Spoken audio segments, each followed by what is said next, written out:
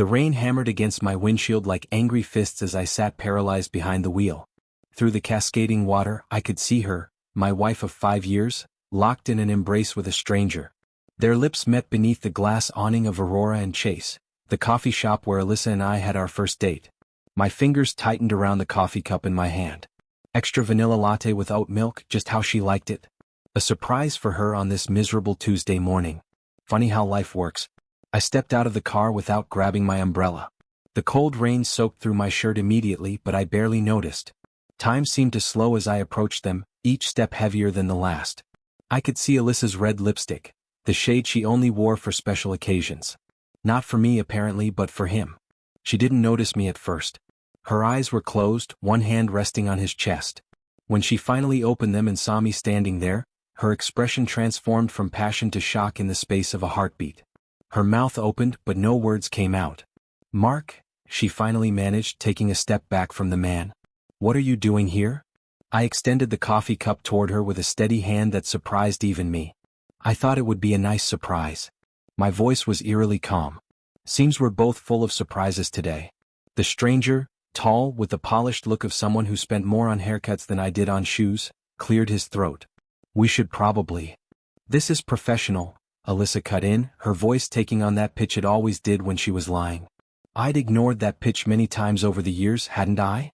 "I'm her husband," I said to him, meeting his eyes. 5 years together. Lightning flashed, illuminating Alyssa's face. She didn't just look annoyed at being caught, she looked frightened. Something wasn't going according to plan. "Mark, you're being dramatic," she said, using a tone I'd never heard before. Cold. Dismissive. As if I were a child interrupting an adult conversation. The stranger extended his hand. "Travis Cole. Look, this isn't what." I ignored his hand. 5 years, 2 months, and 16 days actually.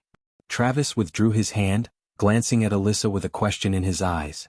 "Travis is a business associate," Alyssa said, her composure returning with each word. "We were discussing the Henderson account. It's been stressful and things got unprofessional for a moment." My phone buzzed in my pocket. I pulled it out, rain droplets splattering across the screen. A banking notification. Withdrawal of $78,432.50 from joint savings account number 4582. Half our savings. Exactly half. I looked up from my phone to find Alyssa watching me intently, her eyes following my every reaction. Not with guilt or shame, but with calculation. "How long?" I asked. "Mark, we should talk about this at home, not in the..." "How long?" Travis took a step back. "I should go." "Stay," I said, my eyes never leaving Alyssa's face. "I'd like to know how long my wife has been kissing her business associate. And apparently emptying our bank account." Alyssa's eyes widened slightly at the mention of the money. She hadn't expected the notification to come through so quickly.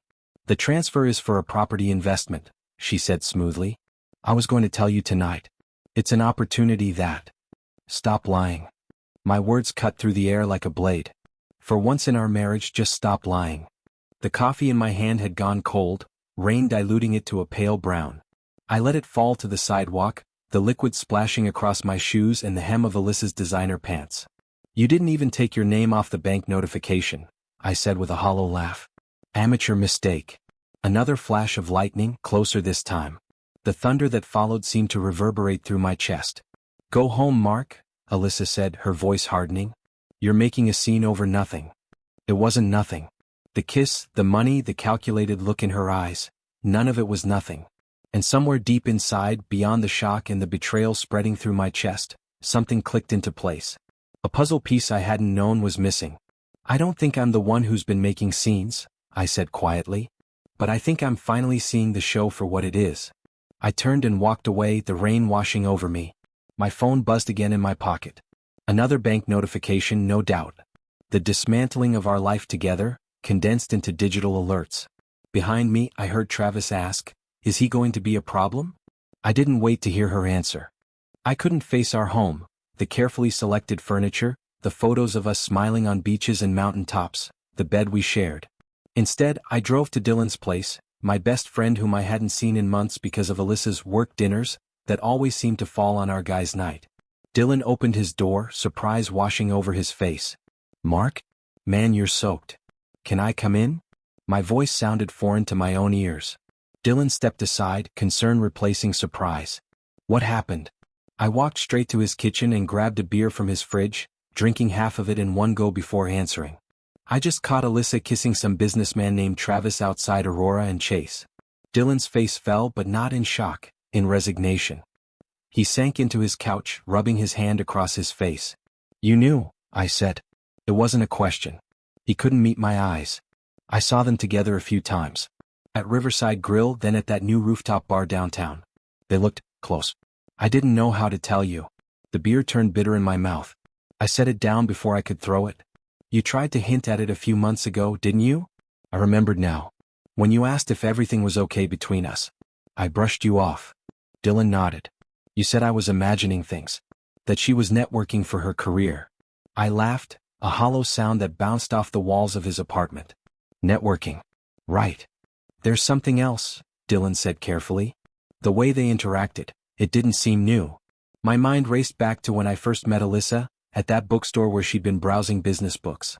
She'd smiled when she caught me looking at her, made a joke about how all her loves had expiration dates. I thought she meant books.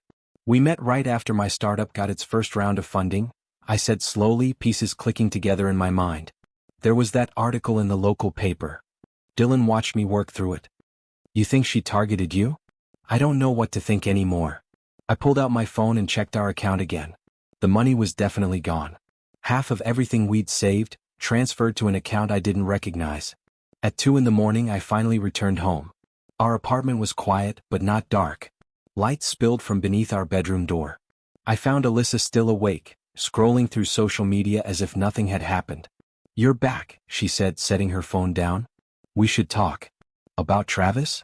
Or about the money you took? I leaned against the doorframe, keeping my distance. The money is for an investment opportunity. I was going to surprise you. She smiled, the same smile that used to make my heart race. Now it just made my skin crawl. Like you surprised me today? That was a mistake, she admitted easily. Travis and I got carried away. It won't happen again. I stared at her, really looked at her for perhaps the first time in years. The calculated way she held herself, the practiced concern in her eyes. How many others have there been, Alyssa? Her expression didn't change, but something shifted in her eyes. Don't be ridiculous. I walked to her dresser and pulled open the drawer where she kept her journals. She was already moving, trying to stop me, but I found what I was looking for, a small black book I'd never seen before. Mark, that's private, she snapped, her mask slipping. I flipped it open to find 2 sets of entries, one in blue ink, mundane daily observations, and another in red, hidden in the margins and between lines, documenting meetings, plans, and targets.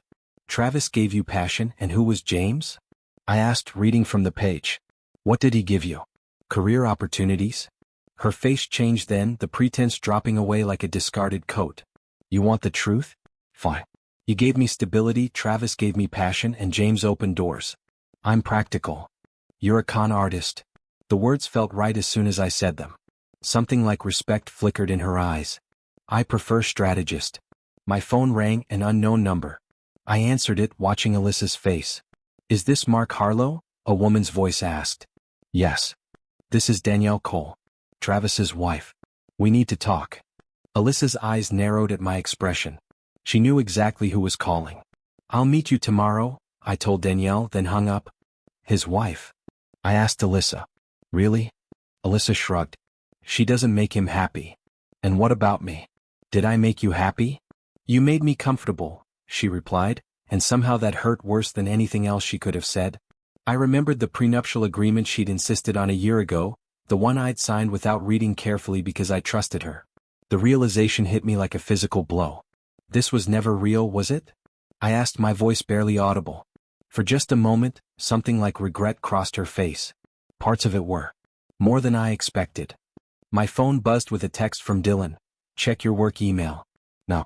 I pulled it up to find a message from HR at my startup. Subject line: Conflict of Interest Investigation, Alyssa Harlow Contract Review. I looked up to find Alyssa watching me with that calculating gaze again. Not just my wife and my money. My career too. How deep does this go? I whispered. Her smile returned, confident and cold. You have no idea. I barely slept that night, lying on our couch while Alyssa took the bed as if she were the wronged party. Morning came with a headache and the HR email still burning on my phone screen. I opened it again, hoping I'd misunderstood. I hadn't. Mark. It has come to our attention that your wife, Alyssa Harlow, has been granted a consulting contract with Meridian Software. Given your position as head of development and the sensitive nature of our upcoming acquisitions, this presents a significant conflict of interest that requires immediate attention. Please schedule a meeting with myself and CEO Jonathan Pierce today to discuss this matter. Regards, Sarah Winters, Human Resources Director. I stared at the screen, connecting dots that should have been obvious months ago. Alyssa had never shown interest in software development until we met. She'd claimed to work in marketing for various firms, always vague about specifics. My phone buzzed with another email, this one misdirected to me instead of the intended recipient. Travis. All paperwork for Project Osprey is complete. Meridian's board will approve the acquisition offer next week. Target is unaware. Your inside connection has been invaluable. We'll send details separately. Richard. Project Osprey. Our codename for my startup, NeuroSync. I dressed quickly and drove to the office, my mind replaying every conversation I'd had with Alyssa about my work. All her supportive questions. All her interest in our company structure, our patents, our vulnerabilities. A memory surfaced. Our first meeting wasn't the casual encounter I'd believed. She'd approached me specifically, mentioning the article about our startup. I'd been flattered that she'd recognized me. What a fool. When I arrived at the office, CEO Jonathan Pierce was waiting, his normally friendly face stone cold. Mark, he said, gesturing to his office. We need to talk. I followed him in to find not just HR Director Sarah, but our legal counsel Kevin as well. The atmosphere was thick with suspicion. Did you know? Jonathan asked without preamble. About Alyssa's contract with Meridian? Not until last night. And the acquisition offer? I shook my head. I just saw the email this morning. It was sent to me by mistake. Kevin's eyes narrowed.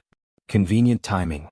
I discovered yesterday that my wife has been having an affair with someone named Travis Cole, who I believe works for Meridian, I said, the words tasting like ash. She also withdrew half our savings without my knowledge. I think she's been using me for information about NeuroSync. There was a moment of silence as they processed this. That's quite an accusation, Sarah said carefully. I pulled out my phone and showed them the banking notification and the redirected email. I'm not part of this, I said firmly. But I'm beginning to think my entire marriage might have been a setup to access our company. Jonathan's expression softened slightly. That's hard to believe, Mark. 24 hours ago, I would have agreed with you. Kevin leaned forward. If what you're saying is true, then we have a serious corporate espionage situation. But we need to verify your story. Check when Alyssa's contract with Meridian began, I suggested. I bet it aligns with some key development in our company. Sarah made a note. We'll need to place you on administrative leave while we investigate. I had expected this, but it still felt like a punch to the gut. As I packed up a few things from my desk, my phone rang. A woman I didn't know, Rachel Chen, according to the caller ID. She used to work in our accounting department before moving to another company. Mark, I don't know if you remember me, she began without greeting. But I heard through the grapevine about what's happening with Alyssa. Word travels fast, I said bitterly.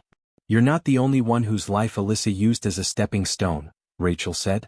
2 years ago, she befriended me when I was handling the financial reports for NeuroSync seed investors.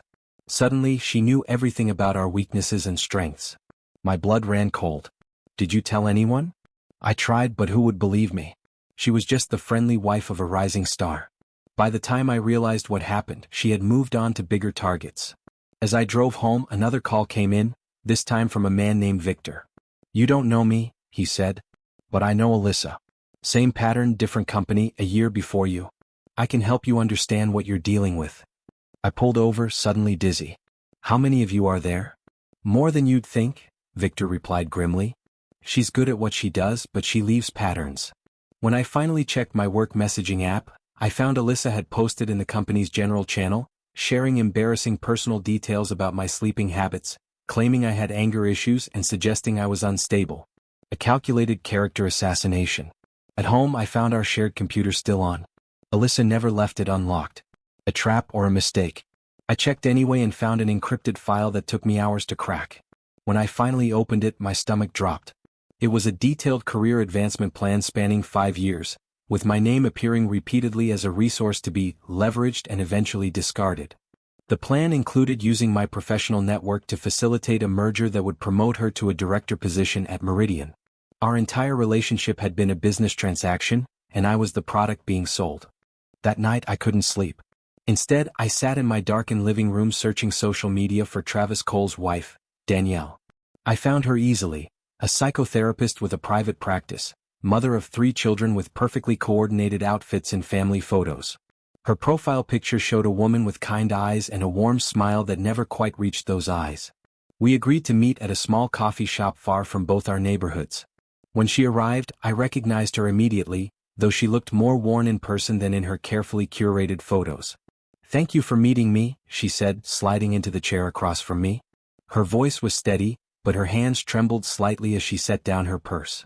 "I think we have a lot to discuss," I replied. Danielle nodded, pulling out her phone. "Before we start, there's something you should see." She slid her phone across the table. On the screen was a photo that made my stomach drop. Travis and Alyssa together at what appeared to be a college party, arms wrapped around each other, looking very much like a couple. "This is from 10 years ago," Danielle said quietly. "University of Washington. They weren't just acquaintances who met through business, Mark. They were together for nearly 3 years." I stared at the image, at Alyssa's younger face beaming up at Travis. "She told me she went to Stanford." "Another lie," Danielle confirmed. "After graduation they supposedly broke up. Travis started at Meridian, met me a year later. But I've always suspected they kept in touch." "When did you find out?" I asked, handing back her phone. "I had suspicions for years. Found texts, noticed patterns. But this." She gestured between us. "This elaborate scheme involving you and your company, I only connected these dots recently." My head was spinning. "So meeting me wasn't random. After they broke up, they maintained some kind of business relationship?" "I believe so," Danielle said. "Travis has always been strategic about relationships. I thought I was different." Her smile was bitter. "I suspect we both wanted to believe we were special." "Why are you telling me this?" I asked. "Why not just divorce him?" Danielle's eyes met mine. 3 children. Joint property. And she hesitated. "I still love him despite everything." "I know how that sounds." I didn't judge her. 24 hours ago, I might have said the same about Alyssa. "Also," she added, reaching into her bag, "I found this in Travis's desk." She handed me a folded note. In handwriting I recognized immediately as Alyssa's. It read, "Plan A in motion. Suspects nothing. We'll have access to shares soon." "When was this written?" I asked. 2 months ago, Danielle replied. Around the time Travis started staying even later at work. We spent the next hour comparing timelines, discovering that Alyssa and Travis had been coordinating their manipulation for over a year. Alyssa's job changes, her sudden interest in my company, even our weekend trips that mysteriously coincided with my missing important meetings, all carefully orchestrated. "We need professional help," Danielle finally said. "I know a forensic accountant who specializes in cases like this. Discreet, thorough." I nodded, feeling a strange connection with this woman whose life had been upended alongside mine. "I'll split the cost." When I returned home, I found myself looking at old text messages between Alyssa and me, seeing them with new eyes. Hidden in our daily exchanges were subtle requests for information, gentle nudges toward decisions that benefited her plans, and what I now recognized as coded updates to Travis. "Can't wait to see you tonight. Just finished the Henderson presentation. P.S. Mark mentioned board changes coming." Henderson wasn't a client of her marketing firm. It was their code name for my company. A few days later, I ran into Alyssa's mother at the shopping mall, a coincidence that no longer felt coincidental in my newly paranoid mind. She seemed genuinely surprised to see me. "Mark, how are you?" She hugged me awkwardly. "Alyssa mentioned you were away on business." Another lie. "Actually, I've been in town. Just busy with work." Something in my tone made her study my face. "Is everything okay between you two?" I hesitated, then decided on honesty. "Not really, no. I recently discovered some concerning things." Her shoulders sagged and she guided me to a nearby bench. "She's done it again, hasn't she?" My heart stopped. "Again?" Her eyes filled with tears. "Alyssa has always been manipulative, even as a child. But she's also been a victim of it herself. Her father." She shook her head. "That doesn't excuse anything, but it might explain some of it." "What happened with her father?" I asked, feeling like I was finally glimpsing the real story behind the woman I'd married. Classic narcissist. Charming to the world, cruel behind closed doors. He treated relationships like transactions, people like resources. Alyssa learned from the master. Her bitter laugh reminded me so much of her daughter. She swore she'd never be controlled like I was, but instead, she became the controller. I finished. She nodded sadly. I've watched her do this before. It doesn't end well. As if on cue, my phone rang. An unknown number. Is this Mark Harlow? A man's voice asked. Yes, who's this? Jason Winters. I went to high school with Alyssa. He paused. Look, I don't know how to say this delicately, but she's done this before. 3 times that I know of. The card house was collapsing, revealing a pattern I should have seen from the beginning. You need Jessica Ivy, Victor said over lunch the following day. Best divorce attorney in the state. Specializes in cases involving, his fingers formed air quotes, deceptive narcissists. We sat in a back corner of a restaurant I'd never been to before. I was becoming paranoid, avoiding all our usual places, checking my phone for tracking apps, changing passwords hourly. I'm not sure I can afford someone like that right now, I admitted. With the administrative leave and frozen accounts. Victor slid a business card across the table. Tell her I sent you. She'll work with you on payment. She handled my case. The card was simple, elegant. Jessica Ivy, attorney at law. Beneath her name, a small tagline, Justice isn't blind to deception. I was about to thank him when a familiar voice spoke from behind me. Mark? I turned to find Lena standing there, her dark hair shorter than when we dated 3 years ago. Before Alyssa. Lena, I said, genuinely surprised. It's been a while. Something flashed in her eyes, concern maybe. I heard what happened. Office gossip travels fast. Victor excused himself tactfully, leaving us alone. I don't want to intrude on your life again, Lena said, sliding into the vacated seat, but when I heard about the situation I couldn't just stand by. What exactly did you hear? I asked cautiously. That your wife has been gathering intelligence on NeuroSync, that she's working with Meridian on a hostile takeover, and that she's... Lena hesitated. Been playing me from the start? I finished for her. Lena nodded, her expression softening. I'm sorry, Mark. No one deserves that. Looking at her now, I realized something I'd never considered. The timing of our breakup had coincided almost perfectly with Alyssa's appearance in my life. Another piece of the puzzle clicked into place. Alyssa approached you, didn't she? I asked. Back when we were together.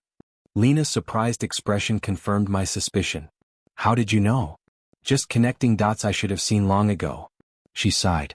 She contacted me, said she was doing background research on you for a potential business partnership. She was very convincing. What did she want to know? Your vulnerabilities. What mattered to you? She said she wanted to understand you better. Lena looked down. I thought I was helping.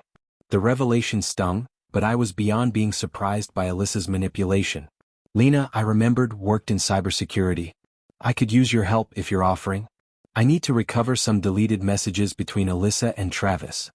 Her professional demeanor returned. I'd need legitimate access to the devices. I won't do anything illegal. Her laptop is still at our apartment. Legally, it's community property. Lena considered this. I can work with that. 2 days later, Lena called with results. You need to see this. The recovered messages between Alyssa and Travis painted a complex picture. Not just of their conspiracy but of their relationship. There were detailed discussions about how to break me psychologically, how to isolate me from friends like Dylan, and how to position Alyssa as my emotional support while simultaneously undermining my confidence. But there were also arguments, moments where Alyssa seemed to waver, to defend me against Travis's more ruthless suggestions. Travis, he's becoming suspicious. We need to accelerate. Get him to sign the voting proxy this week. Alyssa, he's not ready. Push too hard and we lose everything. Travis, you're getting soft. Remember what he represents. Alyssa, I'm being strategic. He trusts me. I won't burn that because you're impatient. Do you think she actually cared? I asked Lena, who was reviewing the messages with me. People are complicated, she said carefully. But don't let moments of hesitation outweigh years of calculated deception. With Jessica Ivy's legal guidance, I began gathering evidence. On her advice, I legally installed cameras in the common areas of our home, with clear notice filed through proper channels. Within days, I had footage of Alyssa bringing Travis into our home, discussing their plans in our living room, using my home office to access files. I moved in with Dylan temporarily, using the month to re-examine my marriage through therapy journaling. I realized I had missed warning signs, dismissed red flags, and enabled Alyssa's manipulation by being so absorbed in my work that I'd overlooked her emotional detachment. But self-reflection didn't mean self-blame. As my therapist reminded me, understanding your contributions to a dysfunctional relationship doesn't make you responsible for someone else's calculated deception. Meanwhile, Alyssa grew bolder.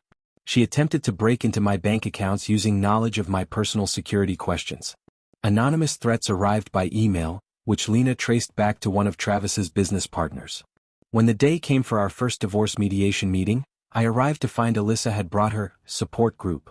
Friends who had always called me boring, who had encouraged her to experience life beyond our marriage. I sat silently as they spoke on her behalf, portraying her as the victim of my emotional unavailability, my workaholism, my fundamental inadequacy as a partner. I didn't argue. Instead, I placed a recording device on the table and pressed play. The room fell silent as Alyssa's voice filled the room, speaking to Travis. "Mark's so trusting it's almost disappointing. Like taking candy from a baby. Sometimes I wish he'd fight back just to make this interesting." Her support group's expressions shifted from righteous indignation to uncomfortable uncertainty as the recording continued, revealing confession after confession. "Would you like to hear more?" I asked when I paused the recording. "I have hours of material." Alyssa's mask slipped, revealing the coldly calculating woman beneath. "You recorded me in our home? That's illegal." "Actually," Jessica Ivy interjected smoothly, "he followed proper legal procedures for surveillance of community property. The notices were filed last month." For the first time since I'd known her, Alyssa looked genuinely caught off guard. I ran into Lena at the DMV of all places, waiting in line to update my driver's license with a new address. She was there for the same reason. "Mark," she said, a small smile tugging at her lips. "You look different." "Different how?" I asked, genuinely curious. "Like someone who's woken up from a nightmare." She studied my face. "Tired but more present." It was the most accurate description of how I felt. Exhausted but awake for the first time in years. We grabbed coffee afterward, sitting at a small table by the window. Rain pattered against the glass, creating a private bubble around our conversation. "There's something I never told you," Lena said, wrapping her hands around her mug. "About Alyssa." I braced myself for yet another revelation. "Go on." "After she approached me for information about you, she stayed in touch. Said she wanted to understand you better to help your relationship flourish." Lena shook her head. "She was very convincing." "What did she want to know?" "Your vulnerabilities. Your soft spots." Lena met my eyes. "She wanted to know what hurt you the most, what you feared. She said it was to avoid triggering you, but now you realize she was mapping my weaknesses," I finished. Lena nodded. "She was collecting ammunition." I took a long sip of coffee, letting this new information settle into the growing constellation of betrayals. "Thank you for telling me." "There's more," Lena said. "I think Alyssa is being used too." This caught me off guard. "By Travis." "I've been doing some digging," she admitted. "Professionally, I mean. Travis's company has been involved in 3 hostile takeovers in the past 5 years. Each one followed the same pattern: personal relationships exploited for corporate gain. And Alyssa is his weapon of choice? One of them. But I think she's disposable to him." Lena pulled out her phone and showed me an audio file. "Danielle sent this to me. It's a recording of Travis on a call with someone we haven't identified yet." I pressed play, hearing Travis's voice clearly. "Once we have the voting shares, we can drop the Alyssa situation. She served her purpose. The divorce will actually work in our favor, make Harlow more emotionally vulnerable during negotiations." A strange, conflicted feeling washed over me. I should have been pleased to hear of Alyssa being discarded as she had discarded me. Instead, I felt an unwelcome twinge of concern. "Have you told her?" I asked. Lena's eyebrows rose in surprise. "Told Alyssa? No. Why would I?" "Because she's walking into a trap," I said, surprising myself with my own response. "A trap she helped set for you," Lena reminded me gently. I nodded, conflicted. "I know. It's just complicated." That evening, against my better judgment and the explicit advice of my attorney, I asked Alyssa to meet me at a neutral location, a bench in the park where we once spent Sunday afternoons reading together. She arrived looking immaculate as always, her armor of perfect clothes and makeup firmly in place. "This is unexpected," she said, sitting beside me but maintaining careful distance. "I learned something today that you should know," I said without preamble. "Travis is planning to discard you once he gets what he wants from my company." For a flicker of a moment, genuine emotion crossed her face, not surprise but confirmation. Then her mask returned. "You think I don't know he's using me?" She laughed, a brittle sound. "I'm just playing my role better than he is. This isn't a game, Alyssa. These are people's lives. Our lives." She studied me, her head tilted. "Why are you telling me this? Some misguided attempt to save me?" "I don't know," I admitted. "Maybe I wanted to see if there's anything real left in you." "How noble," she said, but the sarcasm didn't reach her eyes. For a moment she seemed tired. "Travis has been manipulating situations since college. I learned from the best. And now you're both destroying each other along with everyone else." She shrugged, but something had shifted in her demeanor. Mutual destruction is still destruction. Our conversation was interrupted by my phone ringing, an anonymous number that turned out to be a whistleblower from Meridian, someone who had accessed financial records showing Travis had been funneling company resources into personal accounts, with Alyssa's name on several transactions. I looked up from the call to find Alyssa watching me intently, reading the shift in my expression. "Bad news?" she asked. "For both of you," I replied. "Financial fraud leaves a trail." For the first time, I saw genuine fear flash across her face before she controlled it. "They'll never trace it to me. They already have." I found myself at a crossroads, try to warn her about the legal danger she was in, or let her face the consequences of her actions. The Mark from 6 months ago would have tried to protect her. The Mark of today wasn't sure she deserved protection. As I grappled with this moral dilemma, my phone buzzed with a text from an unknown number. "This is Michael, Alyssa's brother. We need to talk." I hadn't even known she had a brother. Our meeting the next day revealed yet another layer to the story. Michael initially came ready to blame me for the destruction of his sister's marriage, but after seeing the evidence, the recordings, the financial documents, the recovered messages, his anger redirected. "Our father cheated on our mother for years," he finally said, his voice low. "Used people like stepping stones. Alyssa swore she'd never be like him, but..." He trailed off, the irony hanging between us. "Becoming what you hate most," I murmured. Michael nodded grimly. "The person she's destroying most is herself. She just doesn't see it yet." As Danielle and I continued comparing notes, we discovered a pattern. Other couples whose relationships had been systematically dismantled by Travis and Alyssa, all connected to companies that Meridian had eventually acquired. We weren't unique. We were just the latest targets in a long-running strategy. The day before our court date, I received a voice message from Alyssa. I almost deleted it without listening, but something made me press play.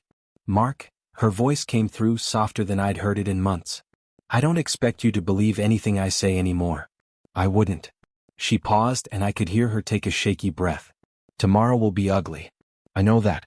My lawyers have prepared a defense that will hurt you, and I'm going through with it because self-preservation is all I know." Another pause. "But I wanted you to hear just once that I'm sorry. Not for everything, I won't pretend to be that reformed. But for the real moments between us that I poisoned. I don't know who I am without my masks anymore. I've lost track of my own lies." The message continued, balancing between what seemed like genuine remorse and calculated manipulation. By the end, I couldn't tell which was which, and perhaps neither could she. When I arrived at the courthouse the next morning, Jessica Ivy was waiting on the steps. "Ready?" she asked, her expression both compassionate and battle-ready. "As I'll ever be." Inside, Alyssa had already arrived, dressed in a cream-colored suit that made her look like the wronged innocent. A calculated choice, as everything with her was. Her attorney, a sharp-featured man with cold eyes, sat beside her reviewing documents. The proceedings began with Alyssa's side presenting their narrative, one where I was controlling, emotionally unavailable, and ultimately drove her to seek comfort elsewhere. They produced doctored photographs suggesting aggressive behavior on my part, witnesses who testified to seeing Alyssa distressed after phone calls with me. I sat silently as the fiction unfolded, noting how masterfully she had prepared this alternative reality, how she'd laid groundwork for years for this potential scenario. Then came the unexpected. Michael, her brother, entered the courtroom. Alyssa's expression flickered with genuine surprise as he was called to testify. She hadn't anticipated this betrayal from within her own family. "My sister has been manipulating situations and people for as long as I can remember," he testified, his voice steady despite Alyssa's glare. But I need to add context. Her behavior didn't emerge from nowhere. Our family was a masterclass in manipulation. The judge listened attentively as Michael described their childhood, the patterns of deception their father had normalized, the emotional bargaining their mother had employed to keep peace. I'm not excusing what she's done, Michael concluded, looking directly at Alyssa. But understanding the blueprint matters. When it was our turn, Jessica methodically dismantled Alyssa's narrative. The recordings were devastating. Alyssa laughing with Travis about how easy it was to deceive me, planning financial maneuvers using my company connections, discussing how to position herself as the victim in a potential divorce. But there were also recordings that complicated the picture. Alyssa alone in our home, crying as she told a friend, "Sometimes I actually believe I love him." That's the worst part. I can't tell what's real anymore. The judge, a woman in her 60s with penetrating eyes, listened without expression to both sides. When Alyssa took the stand, she played her final card, childhood trauma as justification. Her mother testified about the difficult past but stopped short of excusing her daughter's actions. "Pain explains behavior," her mother said quietly. "It doesn't justify it." Through it all, Travis sat in the back of the courtroom, not even looking at Alyssa. Their alliance had crumbled as soon as legal consequences loomed. Each was now blaming the other for the financial schemes that had been uncovered. When my turn came to speak, I chose honesty over vengeance. "I missed signs I should have seen," I admitted. "I was absorbed in my work and I didn't give our relationship the attention it deserved. That created space for deception." I paused, looking directly at Alyssa. "But my failings as a husband don't justify elaborate financial fraud, corporate espionage, or the systematic dismantling of my personal and professional life." The judge's ruling came after a brief recess. She awarded me the financial compensation I sought, acknowledged the corporate espionage evidence, and referred those matters for potential criminal investigation. But she also noted the complex dynamics of a relationship with mistakes on both sides. As we left the courtroom, reporters waited outside. News of the case had leaked: a tech executive, corporate espionage, and a marriage that was possibly a long con made for irresistible headlines. Alyssa attempted to leave through a side exit but was spotted. A reporter thrust a microphone toward her. "Mrs. Harlow, did you really marry your husband as part of a corporate takeover scheme?" Her composed mask slipped for just a moment, revealing raw panic beneath. Then her attorney intervened, hurrying her into a waiting car. "Dylan met me at a quiet bar afterward. How do you feel?" I considered the question carefully. Vindicated, I guess. But also what? Empty. I took a long sip of my drink. "Winning doesn't undo the damage." "No," Dylan agreed. "But it's a start." That night, as rain pounded against my hotel window, I received another text from Alyssa. "This isn't over. For once, we agreed on something." This was just the beginning of the fallout. The fallout was swift and merciless. Meridian's stock plummeted when news broke about the ethics investigation into Travis's business practices. The board called an emergency meeting and suspended him pending an internal review. His carefully constructed empire began crumbling around him. I watched it unfold from a distance, my emotions a complicated tangle of satisfaction and hollowness. Winning felt nothing like I'd imagined. Alyssa faced her own reckoning. She returned to our, now my, house to find her personal belongings packed in boxes on the front step. The locks changed. Her attempt to enter using her key was caught on the security cameras I still hadn't taken down. I watched the footage later. Her confusion, then anger, then a moment of genuine despair as she sat on the steps beside her boxed-up life, rain beginning to fall around her. For just a moment I felt a twinge of sympathy, then remembered the recordings of her laughing about deceiving me. "You've been served," Jessica Ivy said over the phone the next day. Alyssa's countersuit. "She's claiming emotional distress and defamation." "On what grounds?" "She alleges you've been spreading malicious falsehoods about her to mutual acquaintances, damaging her professional reputation." I laughed bitterly. Her actions did that all on their own. "Exactly what we'll argue," Jessica confirmed. "This is a desperate move, Mark. She's losing allies fast." Alyssa's social media campaign to portray herself as the victim backfired spectacularly. She posted out-of-context screenshots of our conversations, carefully edited to support her narrative. But former friends, sensing the changing winds, began distancing themselves, afraid of being associated with the growing scandal. Lena monitored the digital fallout. "She's losing ground by the hour," she reported. Every post she makes digs the hole deeper. One evening, walking through the park to clear my head, I spotted Alyssa sitting alone on a bench, staring at passers-by with calculating eyes. Even now, she was assessing potential marks, potential resources. But there was something new in her expression, a weariness as if the constant performance had finally begun to exhaust her. Our eyes met briefly across the path. I nodded once, then continued walking. She didn't follow. The next day, a package arrived at my temporary apartment. No return address, but the contents were illuminating. Detailed documents outlining Travis and Alyssa's plans, including other targets they'd considered before selecting me. The handwriting on the sticky notes belonged to Travis's assistant. It seemed the rats were fleeing the sinking ship, each saving themselves. I forwarded everything to Jessica and the corporate investigators. The evidence was damning. My marriage had been business for Alyssa from the beginning, but for Travis, it was just one maneuver in a larger pattern of corporate manipulation and fraud. A week later, I encountered Alyssa at a restaurant where I was meeting Dylan. She tried to create a scene, raising her voice about how I'd destroyed her life. But the performance fell flat when the waiter recognized her. "You're that woman from the video?" he said, eyes widening. Alyssa froze. "What video?" Someone had leaked footage of her at a dinner party months before, boasting to friends about her manipulations. "It's all about finding the right leverage points," she'd said on camera, wineglass in hand. "Everyone has them, you just need to know where to press." What the edited viral clip didn't show were the moments later that evening, captured in the full video that few had seen, when Alyssa stepped away from the group, her mask slipping to reveal uncertainty and something that looked almost like regret.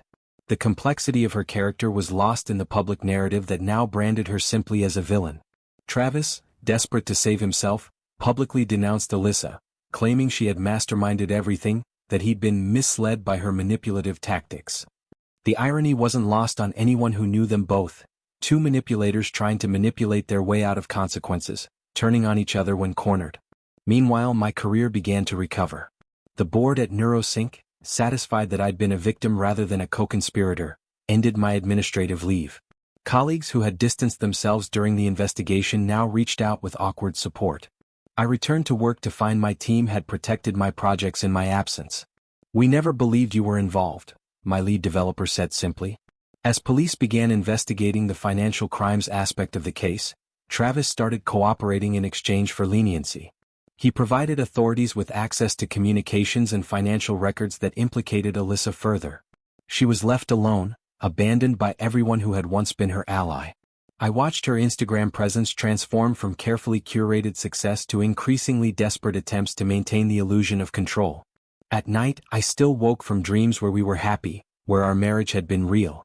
Those moments hurt more than the anger ever had, the grief for something that had never truly existed. Danielle called one evening. Travis took a plea deal. 6 months of house arrest, financial penalties. No jail time. "Of course," I said unsurprised. "People like him rarely face real consequences." "And Alyssa?" I sighed. "Her hearing is next week. She's facing more serious charges. She doesn't have Travis's connections or resources." The justice felt hollow somehow. Winning against people who had no moral compass wasn't really winning at all. 6 months after the divorce was finalized, I received an unexpected email from Jonathan Pierce, the CEO of NeuroSync. "Mark, the board has unanimously approved your promotion to Chief Innovation Officer. Your integrity throughout the recent challenges hasn't gone unnoticed. The position is yours if you want it, Jonathan." I stared at the screen, feeling a complex mixture of pride and lingering doubt. Even now, in quiet moments, the whispers would come, how did I not see it? Was I blind or did I choose not to see? My therapist, Dr. Winters, had a term for this: survivor's self-doubt. It was common, she assured me, for victims of prolonged manipulation to question their own judgment long after the deception ended. "The fact that you're aware of these doubts is already a sign of healing," she told me during our last session. Healing was a process messier than I'd expected. There was no single moment of clarity, no dramatic turning point where everything suddenly made sense. Just a gradual rebuilding of trust, in myself first, then cautiously in others. I'd started volunteering at a support group for survivors of emotional manipulation. Not as some self-appointed expert, I was still very much a work in progress, but as someone who understood the particular shame of having been deceived so completely. "It's not about being stupid," I told a newcomer to the group, A young man whose boyfriend had systematically isolated him while draining his bank accounts. Some of the most intelligent people I know have been fooled by expert manipulators. It's about being human enough to trust. I'd moved to a new apartment across town, deliberately choosing a place nothing like the home I'd shared with Alyssa. Different neighborhood, different layout, different energy. I needed the physical separation from those memories. The legal aftermath of Alyssa's schemes had finally resolved. She'd received probation for the financial crimes, with mandatory therapy sessions as part of her sentence. Travis had escaped with barely a slap on the wrist, his connections and resources shielding him from serious consequences. I hadn't seen or spoken to Alyssa since the final court date, but I'd heard through mutual acquaintances that she'd left her high-profile marketing position and moved to a smaller firm where her name wouldn't attract immediate recognition. Then one rainy evening, so much of this story seemed to happen in the rain, I came home to find her standing outside my building, no umbrella, her carefully maintained appearance surrendered to the elements. "Alyssa," I said, stopping several feet away. "What are you doing here?" She looked different, thinner, less polished, more real somehow. "I'm not here to ask for anything," she said, her voice quiet beneath the patter of raindrops. "I just wanted you to know that the therapy, the real therapy, not the act I put on before, it's making me see what I did. And I'm genuinely sorry, Mark." I studied her face, searching for the telltale signs of manipulation I'd learned to recognize. But all I saw was exhaustion and something that looked like actual remorse. "I'm glad you're getting help," I said finally. "But I need you to leave." She nodded, accepting this without argument, another change from the Alyssa I'd known. "I understand." She turned to go, then hesitated. "For what it's worth, not everything was a lie. There were moments when I could have been real with you and I chose not to be. That's my greatest regret." I didn't feel the surge of anger I might have expected, nor satisfaction at seeing her humbled. Just a calm certainty that this chapter of my life was closing. "You should take this," I said, offering her my umbrella. "It's coming down harder." A small gesture, not of forgiveness exactly, but of basic humanity. She took it with a nod of thanks and walked away, a diminishing figure in the gray curtain of rain. 2 weeks later, I ran into Lena at a charity event for cybersecurity education. We'd maintained a cautious friendship throughout the aftermath, both of us careful not to rush into anything that might be a reaction rather than a choice. "How's the new position?" she asked as we found a quiet corner away from the mingling crowds. "Challenging," I admitted. "In a good way. Forces me to stay present, not drift into what-ifs about the past." She nodded, understanding without needing elaboration. "And the rest? Getting there. Some days are better than others." We talked easily for hours, catching up on professional developments and mutual friends. As the evening wore on, something shifted between us, not a return to our old dynamic, but the tentative emergence of something new. Two people who had changed, finding their way back to each other with wiser eyes. While cleaning out the last box of items from my old home, I found a note Alyssa had written the day before our wedding. "Phase 1 complete," it read in her elegant handwriting. But beside it lay her journal, open to an entry I'd never seen. "Why do I keep playing this game when part of me just wants to be with him?" I closed the journal, neither keeping it nor destroying it, but placing it in a storage box. A reminder of the complexity of human motivation, the layers of truth and deception that can exist simultaneously. In therapy, I worked to understand how I'd missed so many warning signs, how my own need for connection had blinded me to red flags. It wasn't about assigning blame, but about recognizing patterns I never wanted to repeat. "You're not responsible for her choices," Dr. Winters reminded me. "But you are responsible for how you move forward." Moving forward meant accepting that there were no perfect victims or villains in this story, just people making choices with the tools they had, for better or worse. 18 months after discovering Alyssa's betrayal, I sat in a small cafe near the waterfront, laptop open, working on what had become an unexpected project. A book about recognizing emotional manipulation and the journey toward healing. Not a revenge tale or a melodramatic exposé, but a thoughtful exploration of how complex relationships can become breeding grounds for deception, and how we can rebuild afterward. "People aren't just villains or victims," I'd written that morning. "We exist in the complicated space between, shaped by our wounds and our choices." In writing about Alyssa, I'd found myself unable to portray her as a simple predator. The more I understood about her childhood, the patterns she'd learned from her father, the more I saw her as someone who had been broken before she broke others. This didn't excuse her actions, but it placed them in a context that made more sense than pure evil ever could. My phone chimed with an email notification. The sender's name made me pause, Alyssa Harlow. Mark. I don't expect a response, and please don't feel obligated to give one. I'm writing from Europe, where I've been for the past 6 months. I wanted you to know that I'm continuing intensive therapy and beginning to understand the patterns of behavior that drove me to do what I did. I've caused irreparable damage to many lives, yours especially. Sorry feels insultingly inadequate, but I am truly sorry. Not just for getting caught, but for the genuine pain I caused someone who showed me real kindness. Please don't respond to this email. I'm not trying to re-establish contact. I just needed you to know. Alyssa. I closed the email without replying, feeling neither anger nor forgiveness, just a quiet acknowledgement that perhaps she too was trying to build something different from the ashes of who she had been. Lena joined me at the cafe an hour later, her smile warming as she spotted me across the room.